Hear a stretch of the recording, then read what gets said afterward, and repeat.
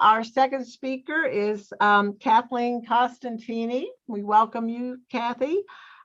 She is the author of a recently published book, just in 2019, called An Allegheny Triumph of Justice, Carrie Williams' Courageous Fight for Equal Rights in the Jim Crow Era.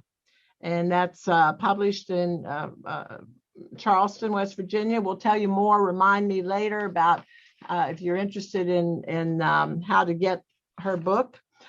She has over 25 years experience as a teacher, an administrator, and a college advisor in diverse urban school settings. Throughout her career, she has taught advanced placement courses in United States history and American government and politics. She currently lives in New York, and she is frequently in the Mountain State. She was formerly our next door neighbor. For those of you who know where we live, she and her partner lived right across the street from us. So anyway, Kathy, we're happy to have you here. So. Oh, thank you very much. I'm delighted to be here and to share my experiences exploring the story of Carrie Williams. First of all, I want to thank Tom Rod and the J.R. Clifford Project, and to express how indebted I feel both to him and to Dr. Connie Park Rice. Their research is tremendous, and especially in the writing of the book, I was in contact with Tom and his wife Judy many times. So I'm very happy to be involved in this. You're looking at the Coketon Colored School historical marker. This was when I first learned about Carrie Williams, and anyone who knows me, especially my poor children, when we travel, we stop at every historical marker. And when I looked at this marker, I was amazed that I had never heard of this case. That day began a journey of exploration for me. If I could have the next slide, please. This is a slide that has the mural of Carrie that's painted on the wall. Do we have that slide? Well, I'll keep going, but it's painted. Hang on, I'll find it. Okay. It wasn't forwarding. Let me do something else here. Wait 1 minute, Kathy. And by the way, sorry to interrupt you, Kathy. While we're taking a break, I'm sorry we had a problem in the chat room, but now you should be able to send your questions directly to me, Karen Watson. Okay. Now. Okay. Now, this beautiful mural was done by Allie Prince very recently, and it's really a wonderful rendition. And when I first saw, I wasn't able to go to West Virginia because of COVID, but when I first saw this picture, I just thought how Carrie would feel after having shopped in the Buxton and Land Street store with company script, and now her mural, this beautiful mural by Allie Prince, is on the outside of the building.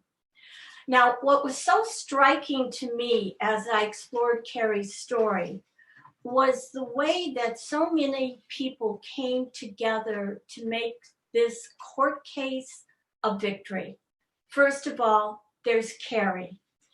And she was unafraid to go up against the strongest political, social, and economic entity in her world, Davis Coal and Coke Company. Then we have J.R. Clifford, her lawyer. Clifford is a civil rights attorney that everyone in this country should know about, so far ahead of his times. Then we have Judge Hoke. Now, Judge Hoke was so important in the passage of the 15th Amendment when he was a senator in the West Virginia Senate. Later, and he also secured the charter for Storer College to educate African Americans. Now, added to this is the jury of ordinary citizens who listened to the evidence and sided with Carrie and their African American neighbors. All of this supporting the fundamental principle of the rule of law. So what I would like to do now is to start with Carrie. We don't know a lot about Carrie, but she was born Carrie M. Edwards in Chillicothe, Ohio. That city in itself is important because it had a vibrant Black free community. It was also important in manning stations on the Underground Railroad. Her parents, Jacob and Rachel, were both from Virginia, but again, we don't know if they were free or slave. What we do know is that Carrie was educated, achieved a normal school diploma, which enabled her to become a teacher, and that she taught for a number of years in Ohio. But as West Virginia was experiencing such a Black population growth, the state needed more African American teachers. Carrie came to West Virginia. We do know that on November 20th, 1889, she married her husband, Abraham, in Thomas, West Virginia. Abraham was born in 1861 in Mineral County. Carrie and Abraham had 9 children. Now, prior to the court case, we know that Carrie had taught for nearly 10 years in Ohio and several years at the Coketon Colored School. So can we move to the next slide? What I wanted to talk about next was Thomas and Coketon. So the picture of the Davis coal and coke miners.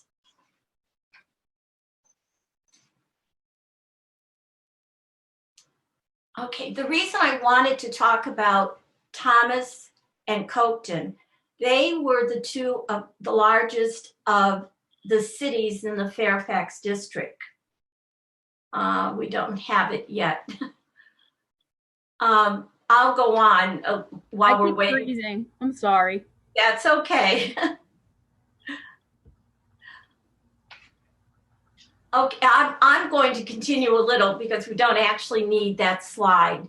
But here, Henry Gasaway Davis centered his far-reaching corporate empire. He owned 135,000 acres of coal-rich land. There were a total of approximately 6,500 people in Tucker County, according to the 1890 census.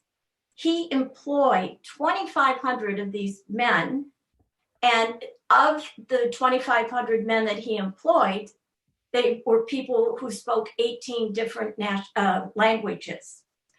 Now, if you look at the picture here, you can see the Davis coal and coke miners. And if we move to the next picture, these are the coke ovens. Now, most of the African American population lived in Coketon, the central mining and facility, and also the headquarters of DC&C. Now, these 9 coal mines and nearly 1,000 coke ovens operated nearly 250 days a year. Now, if we can look at the next slide. The next slide is a picture of the West Virginia Central and Pittsburgh Railroad. Okay, the reason that that is so important is, like Davis Coal and Coke, Henry Gasaway Davis was the prime principal owner of the West Virginia Central and Pittsburgh Railroad. This was key, getting the coal and coke to the urban centers, particularly Pittsburgh, for the production of steel. Okay, I think we're back to the coke ovens. Okay, now if we could go to the right, this is the slide, the Buxton and Land Street Company store. It's an impressive, beautiful building. Today, this is where the gallery is, and Carrie's mural is on the side of this building. So this is where the workers would go and spend their salary, which was paid in company script. And if we can have the wider angle picture, we're looking, you can see on the right is the B&L store. The building on the left is Davis Coal & Coke headquarters, and you have the wider view of Coketon and Thomas. Now, the reason that I wanted to show you these pictures is that prosperity in Thomas and Coketon, in fact, all of the Fairfax district, Tucker County, was really dependent on the Davis Coal & Coke Company. And this only underscores Carrie's bravery in deciding to confront an all-white school board that was basically controlled by Davis Coal & Coke. Now, despite a vote by the citizens of Tucker County to fund an 8-month school term, the all-white Board of Education decided to reduce the school year to 5 months for the African American children, while retaining the 8-month calendar for the white students. And clearly, the school board did not anticipate any serious resistance. After all, Davis Coal & Coke, that basically controlled the school board, paid their wages and provided their housing. Okay, now, however, the school board is going to encounter a very strong woman, strong, determined Carrie Williams. Now, at the time, Carrie was 26 years old, the wife of a coal miner, the mother of 2 children and pregnant with her 3rd. And rather than being intimidated, Carrie decided to challenge this court order, this school board order. The first step is that Carrie refused to sign her contract. Instead, she sought out counsel. Now, if I could have the next picture, this is of J.R. Clifford. Now, Tom Rod has already spoken to you about J.R. Clifford. J.R. Clifford was the perfect attorney for this. He was so far ahead of his times in understanding the importance and the original intention of the 14th Amendment's equal protection of the law clause. He was eager to argue this case.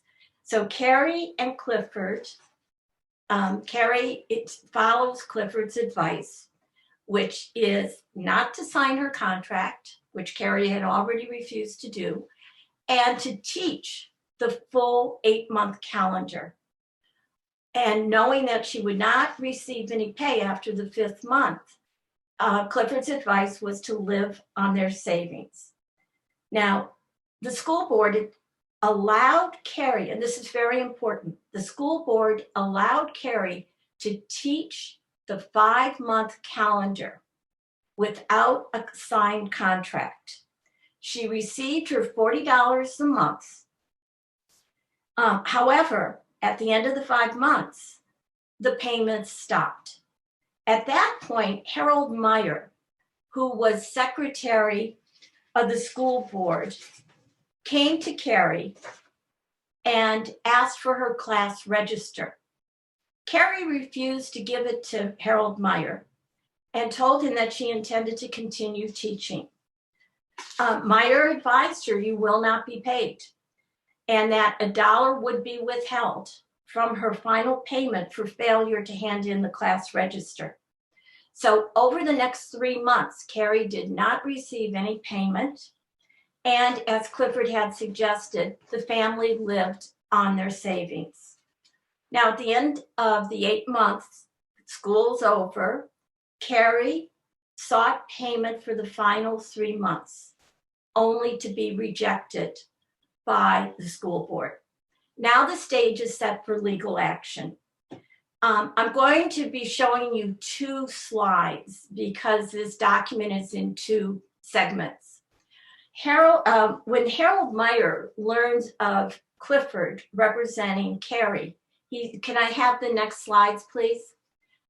When Harold Meyer hears that Clifford is representing Carrie, he writes her a letter, and notice that it's on Davis Coal and Coke Company stationery. In this letter, he basically advises Clifford to get his fee, his lawyer's fee, in advance, because this was going to be an unsuccessful lawsuit. What he was really telling Clifford is, you may get the anger of Davis Coal and Coke Company if you continue with this lawsuit. Clifford was not intimidated, and in November of 1893, Clifford filed a lawsuit on behalf of Carrie Williams, claiming that the Fairfax School Board owed her $120 for the 3 months that she had taught, plus the $1 left subtracted from her final payment for her failure to hand in the class register. However, this case took 2 full years to arrive before a judge. Now here, again, I would like to credit Tom Rod for unearthing the transcript of this trial. And in my book, I credit Tom, and I take a lot of the actual testimony from the transcript. So thank you again, Tom. Now, the next slide. Next, Ruth. Okay, this is the end of the letter from Meyer. And now this is Judge Hoke. Hoke was, to me, a very amazing man. I'm from Michigan originally, and he went to college at Hillsdale College in Michigan, and he went to law school at University of Michigan. And Judge Hoke, as I mentioned before, he had been very involved in the passage of the 15th Amendment and gaining the charter for Storer College. He also remained on at Storer College as a long-term trustee. He knew the value of education for African Americans. Now, what I'd like to do is, we have the trial. The list of witnesses is short. It's only 2 people, Carrie Williams and Harold Meyer, the Secretary of the Board of Education. However, before I sum up their testimony, I just would like to summarize the arguments that both lawyers are presenting. First of all, Strebe, the lawyer for the Board of Education, is basing his argument that Carrie had no contract, so therefore she was not entitled to any pay. In other words, his entire focus is on contract law. Clifford is, while he is suing for back pay for Carrie, what he is really suing about is West Virginia law that requires equal education. Although the schools are segregated, they must be equal. Now, in the witness testimony, Carrie is called first. And Carrie's testimony reveals her understanding of West Virginia law. She admits, no, I did not have a written contract. And because it was only for 5 months, she testifies she would not sign it.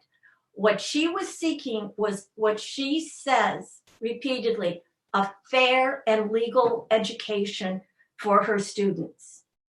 Now, in Strebe's cross-examination, he confirms the meeting that Carrie had with Meyer earlier, and how she would not sign her contract, and that she knew she would not be paid for the remaining 3 months.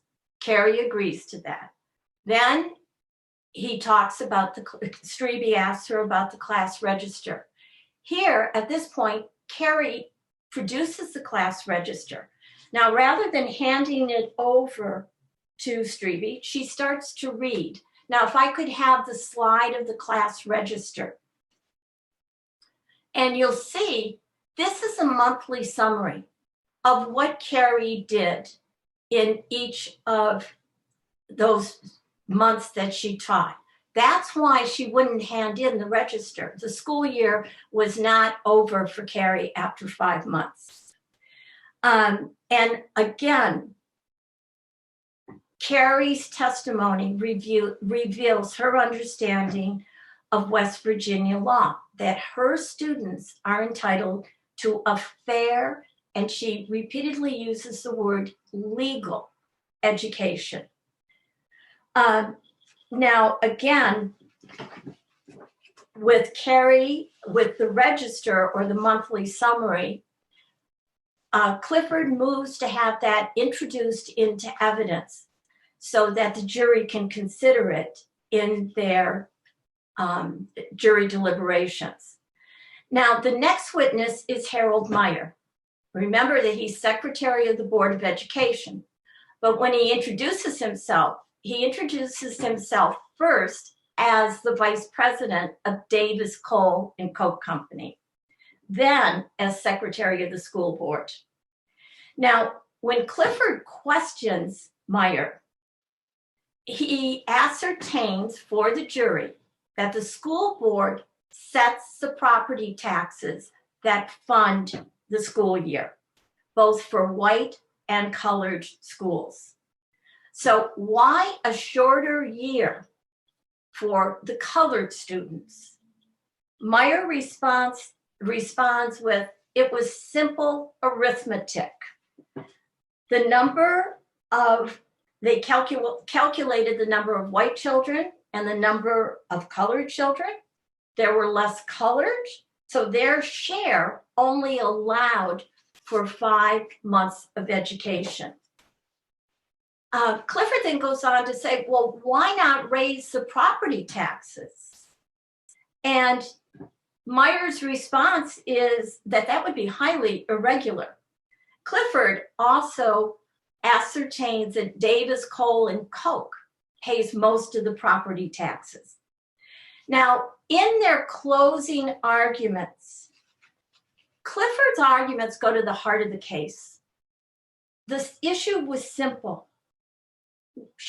Must the school board follow the law of West Virginia that required equal school terms for white and colored schools in the same district, even if that means that the Davis Coal and Coal Company will pay more?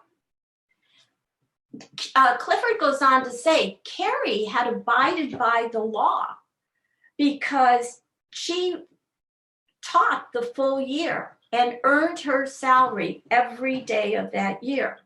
It's the school board that deviated from the law. Strebe, his closing argument goes back to contract law. He stressed that this was totally a case about contract. Carrie had no contract, and therefore she was not entitled to back pay. The jury found in favor of Carrie in the amount of $120. Strebe announces that he plans to appeal, and Judge Hope puts Carrie's $120 in an interest-bearing account until the appeal is decided. Now, can I have the next slide, please? This is a slide of Judge Marmaduke Dent, who is on the West Virginia Supreme Court of Appeals, and he will write the majority opinion in this case. Okay, again, Clifford argues that the lower court's decision should stand, and he deals with the contract issue, saying, first of all, that schools could waive work without a contract. Secondly, he goes into the more important issue.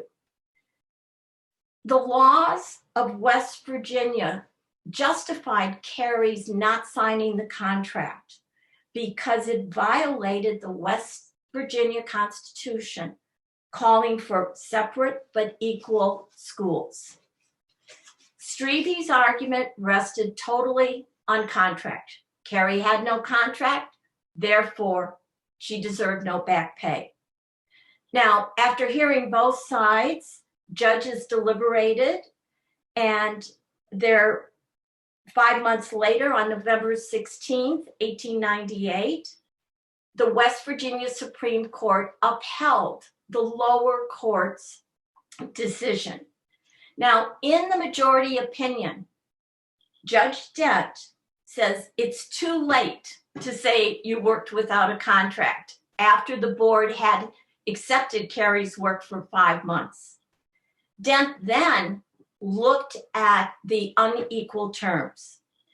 And he said, first of all, under West Virginia law, the number of the school population in that area was 26 African-American children. That mandated a primary school, and a primary school that would have the same term as the white schools. What the school board had done was to give the pro rata or proportional share to the Black children of the taxes. And that funding was incorrect. It was a direct violation of West Virginia law. And Justice Dent then went on to address some of the underlying racial implications of the case and said very clearly, if any discrimination should be made as to education, it should be favorable to, not against, the colored people. Now, if I could see the next slide, please. This is a historical marker in front of in Parsons, in front of the courthouse. And I just came back to that because this case has such far-reaching implications. It's the first case in the United States to determine that discrimination based on race alone is illegal. It guaranteed an equal school term for African-American children in Coketon, and it set the standard for the entire state of West Virginia. It also established pay parity for their teachers and impacted Black migration to West Virginia, because West Virginia was a state where African-American children had a fair shot at education. Now, can I have the next slide? This is one of my favorite slides, Dolly Sods, and I always think of this when I think about this jury of ordinary citizens from atop the Allegheny Mountains, sides with Carrie Williams, and they make this resounding statement affirming the rights of their African-American neighbors.